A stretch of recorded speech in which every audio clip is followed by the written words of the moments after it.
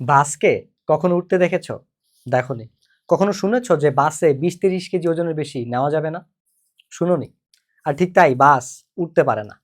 কিন্তু বিমানে ঠিকই এরকম লিমিটেশনস আছে যে বিজনেস ক্লাসে একরকম, ইকোনমি ক্লাসে একরকম। আপনি বিজনেস ক্লাসে এত কেজি ওজনের বেশি নিতে পারবেন না, ইকোনমিক ক্লাসে এত কেজি ওজনের বেশি নিতে পারবেন না।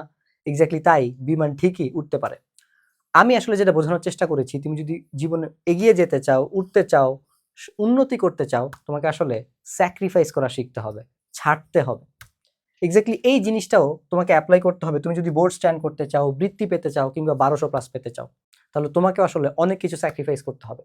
তোমাকে কি কি স্যাক্রিফাইস করতে হবে সেই জিনিসগুলোই আমরা এই ভিডিওতে আলোচনা করব। তুমি যেমন টাইপের স্টুডেন্টই হও না কেন, হোক তোমার অনেক কিছু পড়া বাকি এখনো, কিংবা কিছুটা সিলেবাস বাকি, কিংবা সবকিছু পড়া শেষ হয়ে গেছে, তুমি রিভিশনে আসো, সবার জন্যই আমি আজকে উত্তর দিয়ে দিব যে ১২০০ প্লাস ব্রেন বানাইতে হইলে বা বৃত্তি পাওয়ার জন্য বা বোর্ড স্ট্যান্ড পাওয়ার জন্য তোমাকে আসলে কি কি স্যাক্রিফাইস করতে হবে। এই ভিডিওটা পুরোটা দেখলেই তুমি উত্তর পেয়ে যাবা। দেখো, তুমি যদি লাইফে গ্রোথ চাও, তোমাকে কমফোর্ট জোন ছাড়তে হবে। তুমি যদি ফোকাসড হইতে চাও, তোমাকে ডিস্ট্রাকশন ছাড়তে হবে। তুমি যদি লাইফে কনসিস্টেন্ট হতে চাও, তোমাকে ইমোশন ছাড়তে হবে। তুমি যদি কনফিডেন্স পেতে চাও, তোমাকে ওভার থিঙ্কিং ছাড়তে হবে। ঠিক একইভাবে তুমি যদি ১২০০ প্লাস পাইতে চাও, স্কলারশিপ চাও, বোর্ড স্ট্যান্ড চাও, তোমাকে অ্যাকচুয়ালি কি কি ছাড়তে হবে সেটা নিয়েই আমাদের আজকের ভিডিওটা। তাই তোমাকে শেষ পর্যন্ত দেখতে হবে। অলরেডি আমি আগের ভিডিওতে আলোচনা করেছি কি কি ছাড়তে হবে। এই ভিডিওটা যারা দেখোনি, আমি লিংক ডেসক্রিপশনে কিংবা কমেন্টে, পিন কমেন্টে দিয়ে দিব। তোমরা সেখান থেকে অবশ্যই দেখে আসবে, বিকজ এটা খুবই ইম্পর্টেন্ট একটা ভিডিও। কারণ তোমরা সবাই এখন এইটাতে আসলে অ্যাডিক্টেড, এবং এইটার কারণেই তোমরা আসলে সাফার করতেছো, অনেক বেশি কনফিউজড থাকো। আর এক্সাম টাইমে এমনিতেই সবাই নার্ভাস থাকে, নার্ভাস থাকাটা খুবই স্বাভাবিক। এই জিনিসটার কারণে নার্ভাসনেসটা আরো বেশি বেড়ে যায়। কিভাবে এটা তোমার নার্ভাসনেস বাড়ায় দেয়, কনফিডেন্স কমায় দেয়, সেটা বিস্তারিত জানতে পারবা এই ভিডিওতেই। তাই এই জিনিসটাও তোমাকে আসলে ছাড়তে হবে। দেখো, যে জিপিএ 5 পায় বা যে জিপিএ 5 পায় না, তারা কিন্তু দুইজনই একই উদ্দেশ্যে পরীক্ষা দিয়েছিল। বাট কেউ জিপিএ 5 পেয়েছে, কেউ জিপিএ 5 পায়নি। যে বৃত্তি পাওয়ার উদ্দেশ্যে পরীক্ষা দিয়েছে সে বৃত্তি পেয়েছে, আবার অনেকে বৃত্তি পাওয়ার উদ্দেশ্যে পরীক্ষা দিয়েও আসলে বৃত্তি পায়নি। সো কেউ কেন একই উদ্দেশ্যে পরীক্ষা দিয়েছে, সবাই জিপিএ 5 পাওয়ার উদ্দেশ্যে মেইনলি পরীক্ষা দেয়, বাট কেউ পায় কেউ পায় না। উদ্দেশ্য সবার এক, কিন্তু রেজাল্ট ভিন্ন। কেন? কারণ আসলে থাকেই। পৃথিবীতে কারণ ছাড়া কোনো কিছু ঘটে না। তুমি এটা চোখে দেখতে পাও না, তার মানে এটা এক্সিস্ট করে না, বিষয়টা এরকম না। তুমি দেখতে পাও না বলে যেটা এক্সিস্ট করে না, এমন কোনো কথা নাই। ভিজিবল রেজাল্ট বৃষ্টি, তুমি চোখে বৃষ্টি দেখতে পাও যে বৃষ্টি হচ্ছে, কিন্তু তুমি ইনভিজিবল যে রিজন, ইভাপোরেশন প্রসেস, বাষ্পায়ন পদ্ধতিটা, এটা কি তুমি দেখতে পাও যে পানি কিভাবে বাষ্পীভূত হয়ে মেঘ তৈরি করে? এটা কি তোমার চোখের সামনে হয়? তুমি কি এটা বুঝতে পারো, দেখতে পাও? তুমি এটা দেখতে পাও না। তুমি এটা দেখতে পাও না দেখে কি এটা এক্সিস্ট করে না? এটা ঠিকই এক্সিস্ট করে, সেটা তুমি দেখতে পাও কিংবা না পাও, তুমি মানো কিংবা না মানো। সো এই ভিজিবল রেজাল্ট সবাই দেখে, বাট এই ইনভিজিবল রিজন কেউ দেখে না। বাট দেখুক বা না দেখুক, এটা এক্সিস্ট করে। ঠিক একইভাবে তুমি ভিজিবল রেজাল্ট দেখতে পাও, তোমার মাথার উপরে ফ্যান ঘুরতেছে, বাট তার পিছনে একটা ইনভিজিবল রিজন আছে, সেটা হচ্ছে বিদ্যুৎ। তুমি চোখে দেখতে পাও না, বাট তুমি জানো বিদ্যুৎ এক্সিস্ট। কেউ মোটা, কেউ লম্বা, কেউ খাটো, এটা ভিজিবল রেজাল্ট, বাট তার পেছনে কারণ তাদের লাইফস্টাইল এবং DNA. This is invisible reason, যেটা এই ভিজিবল রেজাল্টকে শেপ দেয়। মানুষ সৃষ্টির সেরা জীব, তার কারণ হচ্ছে গিয়ে ব্রেইন। ঠিক একইভাবে যারা ১২০০ প্লাস পায়, যারা বৃত্তি পায়, যারা বোর্ড স্ট্যান্ড করে, তাদেরও এমন কিছু রিজন থাকে, এমন কিছু স্ট্র্যাটেজি থাকে, প্ল্যানিং থাকে, এমন কিছু স্যাক্রিফাইস থাকে, যার কারণে তারা আসলে ১২০০ প্লাস পায়, বৃত্তি পায় এবং বোর্ডে স্ট্যান্ড করে। এক্স্যাক্টলি সেগুলো নেই আমাদের আজকের ভিডিও। প্রথম রিজনটাই হচ্ছে আসলে বিলিফ। তারা এটা বিলিভ করে, তারা স্ট্রংলি বিলিভ করে যে তারা বৃত্তি পাওয়ার যোগ্য, তারা ১২০০ প্লাস মার্কস পাওয়ার যোগ্য, তারা বোর্ডে স্ট্যান্ড করার যোগ্য। তারা এটা বিলিভ করে যে তারা ক্যাপেবল। দ্যাট ইজ ওয়াই এটার জন্য যা যা অ্যাকশন নেওয়া দরকার তারা তাই তাই অ্যাকশন নেয়।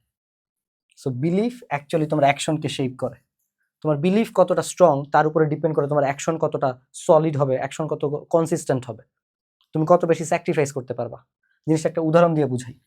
তুমি যদি বিলিভ করো যে ধরো এটা একটা দরজা, তুমি এখানে দাঁড়ায় আসো, তুমি যদি বিলিভ করো যে ওই পাশে ১২০০ প্লাস মার্কস লুকায় আছে কিংবা বৃত্তি লুকায় আছে, তুমি জাস্ট দরজাটা খুলে যাইলেই তুমি বৃত্তিটা পেয়ে যাবা। এখন তুমি যদি বিলিভ করো যে তুমি বৃত্তি পাওয়ার যোগ্য এবং তুমি দরজা ভাঙতে পারবা, তাহলে কিন্তু তুমি ঠিকই যাবা।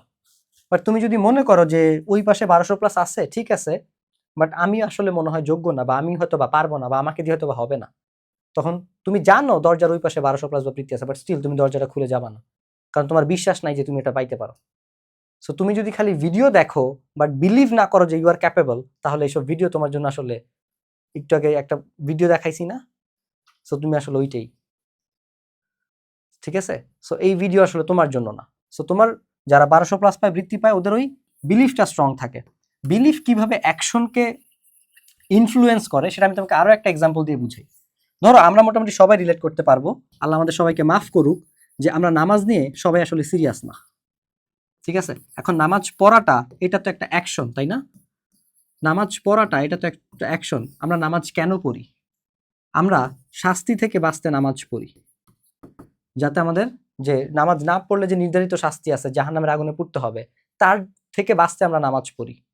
আমরা আল্লাহর হুকুম মানতে এবং তার জন্য যে পুরস্কার আছে, ঠিক আছে, সেটা ধরো যে জান্নাত, সেটা পাইতে হচ্ছে গিয়ে আমরা নামাজ পড়ি। তাহলে আমাদের বিলিভ যদি স্ট্রং না থাকে, তাহলে আমি আসলে নামাজ পড়বো না। কারণ আমি যদি বিশ্বাস করতাম যে জাহান্নাম বলতে কিছু আছে, আমাকে আগুনে পুড়তে হবে, আমি যদি বিশ্বাস করতাম যে জান্নাত বলতে কিছু আছে, সেখানে আমি পুরস্কৃত হবো আমার কাজের জন্য, তাহলে আমি ডেফিনেটলি আমি সেই কাজটা করতাম। যেহেতু আমি এই কাজটা করি না ঠিক মতো, তার মানে হচ্ছে ডেফিনেটলি এই জায়গায় কোনো না কোনো ঝামেলা আছে। সো আল্লাহ তোমাদেরকেও এবং আমাকেও মাফ করুক এবং আমাদেরকে এটা মেনে চলার তৌফিক দান করুক। এটা মন থেকেই বলতেছি অ্যাকচুয়ালি, যে যদি কখনো অ্যাকশনের প্রবলেম থাকে, তার মানে বিলিফে প্রবলেম আছে। কারণ তুমি যদি বিলিভই করতে যে তোমার জাহান্নামের আগুনে পড়তে হবে, তোমার হিসাব দিতে হবে, তাহলে তুমি কখনো এই কাজগুলো করতে পারতা না। তুমি যেহেতু এই কাজগুলা জেনেও করতেছো না, তার মানে তোমার বিশ্বাস উইক, যে হয়তো বা এটা না, এটা হইতেও পারে, না হইতে পারে, নাউজুবিল্লাহ, তাই না? So this is how belief তোমার অ্যাকশনকে ইনফ্লুয়েন্স করে। সো যারা এরকম 1200+ পায়, বৃত্তি পায়, স্কলারশিপ পায়, মানে বোর্ড স্ট্যান্ড করে, ওরা ওইটা পাওয়ার জন্য যা যা করা দরকার ওরা তাই তাই করে, যা যা স্যাক্রিফাইস করা দরকার ওরা তাই তাই করে, যেখানে যেখানে যাওয়া দরকার, যার কাছে যাওয়া দরকার, যে কথা মানা দরকার, যে বই পড়া দরকার, দে ডু দিস। বিকজ ওরা বিলিভ করে ওরা ক্যাপেবল, ওরা পারবে, দ্যাট ইজ ওয়াই ওরা যা যার দরকার ওরা তাই তাই করতে পারে।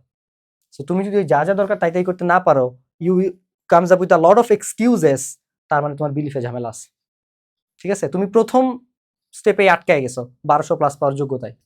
সো তুমি আসলে পড়াশোনাতে দুর্বল না, তোমার বিলিফ সিস্টেম দুর্বল। তুমি আসলে দুর্বল ছাত্র না, তুমি আসলে দুর্বল বিশ্বাসী। তোমার ক্যাপাবিলিটিতে বা সামর্থ্যতে কোনো কমতি নাই, তোমার বিশ্বাসে কমতি আছে।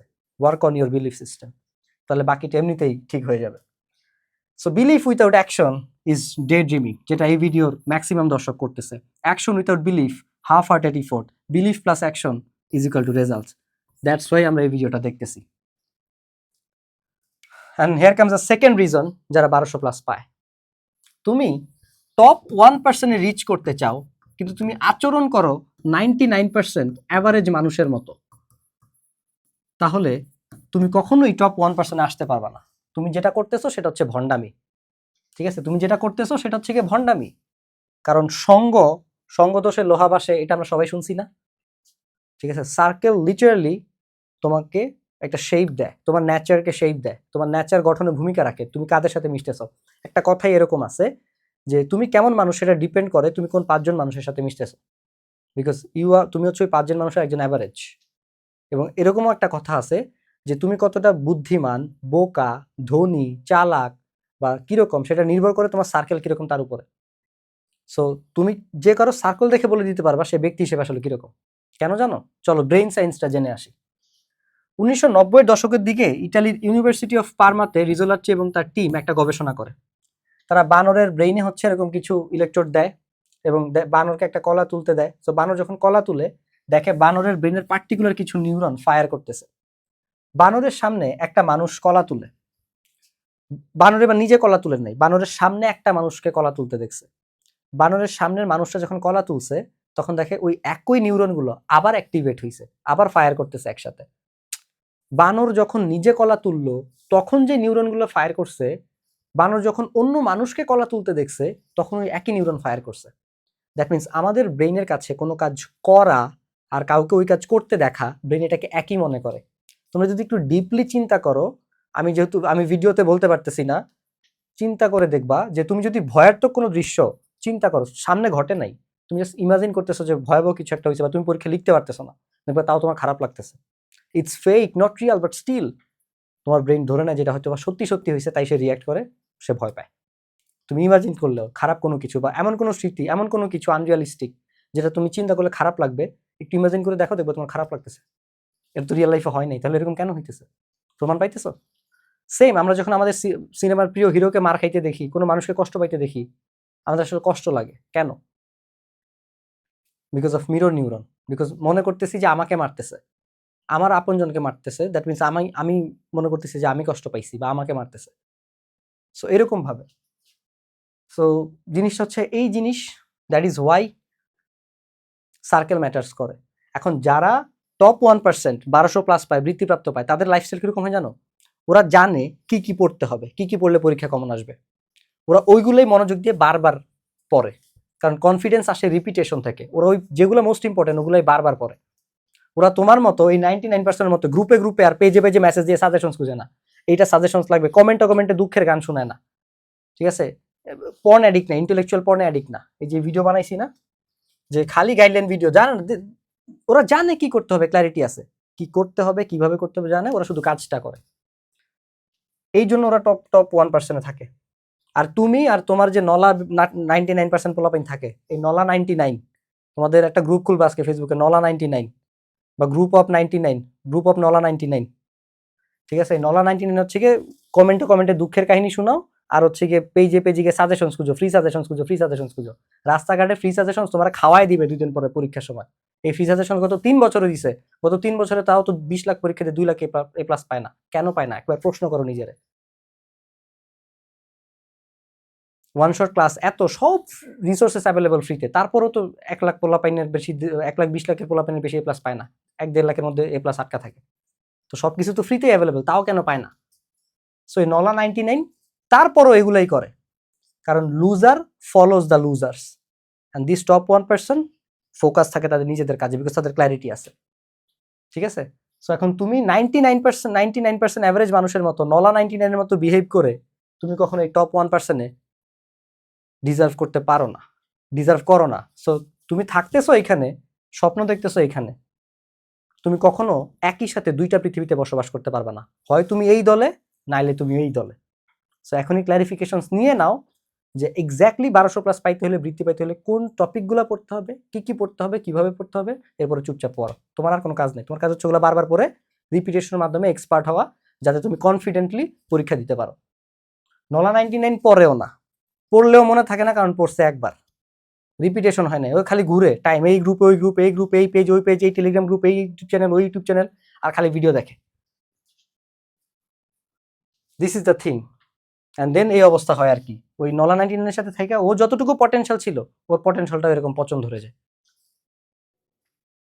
So if you are a cat and you want to become a lion, you have to lose your appetite for rats. তুমি যদি একটা বিড়াল হও বাট তুমি সিংহ হইতে চাও, তাহলে সবার প্রথমে তোমাকে ইঁদুর খাওয়ার স্বভাব বাদ দিতে হবে, অভ্যাস বাদ দিতে হবে, কারণ সিংহ ইঁদুর খায় না, ঠিক আছে? ওই টপ 1% এরকম পেজে পেজে দুঃখের কাহিনী শুনে না, সাজেশনস খুঁজে না, ওদের কাছে সাজেশনস আছে, ওরা জানে কি কি আসবে, ওরা ওই ক্ল্যারিটি খালি পড়তে থাকে, ঠিক আছে? ওই টপ 1% এই কাজ করে। আর তুমি সিংহ হইতে চাও, কিন্তু ইঁদুর খাওয়ার অভ্যাস এখনো ছাড়তে পারো না। সো তুমি যদি সিংহ হইতে চাও, তাহলে তোমাকে আগে ইঁদুর খাওয়ার অভ্যাস ছাড়তে হবে। সো তোমার হয়তোবা সিলেবাস শেষ হয় নাই, কোনো সমস্যা নেই, বহুত সিলেবাস শেষ না হওয়া পোলা পাইন ঠিকই 1200+ পায়। আমার মেন্টরশিপে এরকম স্টুডেন্ট আছে, আমার টাইম চেম্বারে এরকম স্টুডেন্ট আছে, বহুত সিলেবাস শেষ না হওয়া স্টুডেন্ট জাস্ট পরীক্ষার সময় পরে জিপিএ 5 পায়। আমার টাইম চেম্বারে এরকম স্টুডেন্ট আছে, আমার মেন্টরশিপে এরকম স্টুডেন্ট ছিল। সো আমি নিজে পড়ে আসছি, আমি জানি না। সো কেন ওরা পাইছে? বিকজ ওরা লাস্ট মোমেন্টে আমি যা বলছি তা মানছে, আমার সাজেশন ফলো করছে, দ্যাটস ওয়াই তারা রেজাল্ট বের করতে পারছে। তারা ওই যে গ্রুপে গ্রুপে ইঁদুর খোঁজার অভ্যাস বাদ দিয়ে দিছিল। সো তোমাকে ওই কাজটা করতে হবে। তোমার সিলেবাস শেষ হয়নি, এখনো পড়া বাকি আছে, কোনো সমস্যা নাই। তোমার সিলেবাস পুরোটাই বাকি, তাও কোনো সমস্যা নেই। 1200+ না হোক, জিপিএ 5 তুমি আরামসে পাবা, আরামসে অ্যাচিভ করা পসিবল, কারণ এখন তো আরো বেশি পসিবল, কারণ সব সিলেবাস। প্রশ্ন কি আসবে ওয়ান কাইন্ড অফ জান নাই আমাদের। So this is the thing guys, তোমাকে ইঁদুর খাওয়ার অভ্যাসগুলো বাদ দিতে হবে, বিভিন্ন গ্রুপে ঘোরাফেরা করা, সাজেশন খোঁজা, দুঃখের কাহিনী শোনানো, পড়ো পড়ো, পড়ার মাধ্যমে তুমি কনফিডেন্ট পাবা, মানে কনফিডেন্সটা পাবা, কনফিডেন্ট হবা। So this is the thing.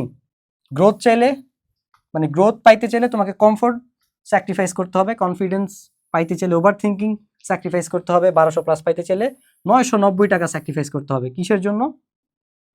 Team তাণ্ডবে আসার জন্য। কেন টিম তাণ্ডবে আসবো?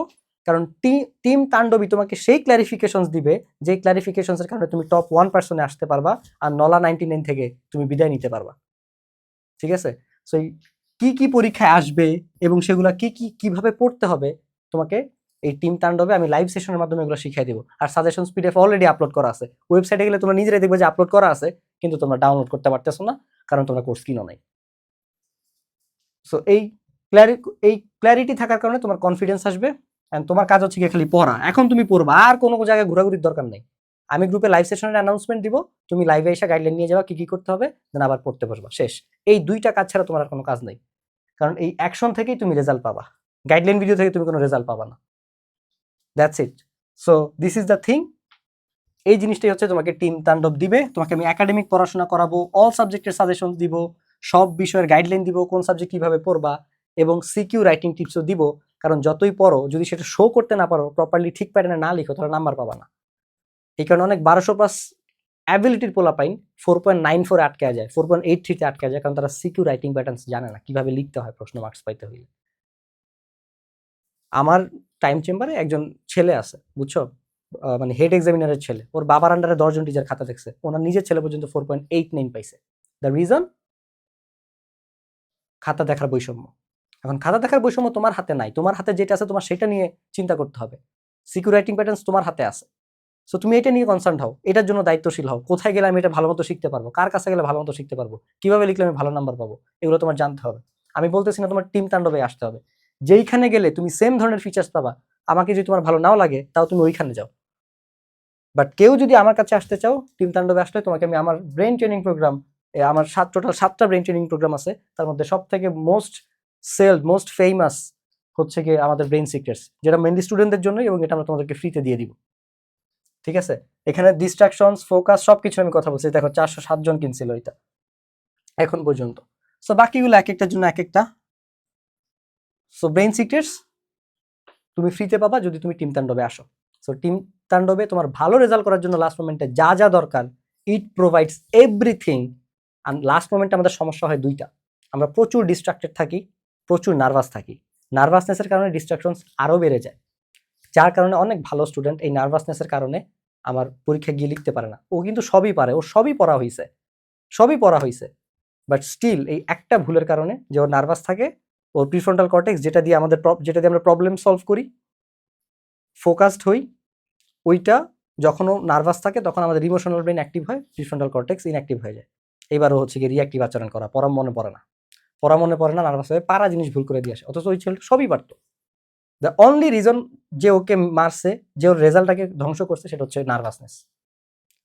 সো এই জিনিসগুলো, আমি internationally certified brain and behaviour expert. আমি তোমাদেরকে সবকিছু শিখিয়ে দেবো কিভাবে নিজের ব্রেইনটাকে প্রপারলি ইউটিলাইজ করে তুমি বোর্ডে ভালো রেজাল্ট করতে পারো, সেটা টিম তাণ্ডবেই তোমাকে আসলে প্রোভাইড করবে।